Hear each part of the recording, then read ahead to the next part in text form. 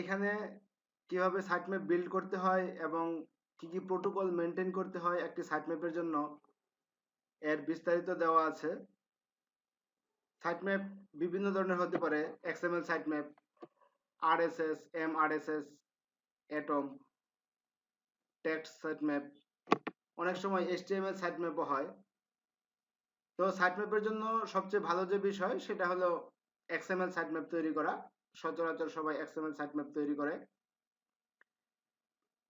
এখানে গুগলের বিভিন্ন প্যারামিটার আছে, যে প্যারামিটার অনুযায়ী আপনার সাইটম্যাপের সাইজ, কতগুলো ইউআরএল রাখতে পারবেন, এগুলো বিস্তারিত লেখা আছে। যেমন এখানে একটি সাইটম্যাপের জন্য সর্বোচ্চ সাইজ হতে পারবে 50 এমবি এবং 50,000 ইউআরএল একটি সাইটম্যাপে থাকতে পারে।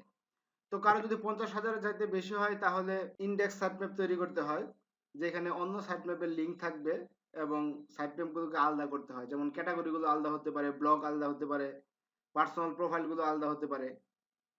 তো এখানে বিভিন্ন প্যারামিটার আছে, এগুলো আপনারা সময় নিয়ে পড়লেই দেখতে পাবেন। তো এখানে সাইটম্যাপের একটি এক্সাম্পল দেওয়া আছে, খুবই সহজ একটা এক্সাম্পল, সাইটের ইউআরএল এবং লাস্ট মডিফাইড ডেট। আমাদের যে তৈরি সাইটম্যাপটা আছে এই সাইটম্যাপে আমরা দেখি কি আছে। তো এখানে লাস্ট মডিফাইড এবং লোকেশন আছে ইউআরএল এর ভিতরে।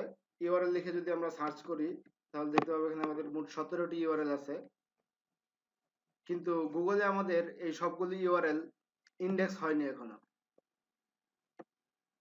তাই আমরা গুগলে এই সাইটম্যাপটি সাবমিট করব, যাতে সহজেই গুগল তার সার্চ ইঞ্জিনকে বলতে পারে এখানে আরো লিঙ্ক আছে।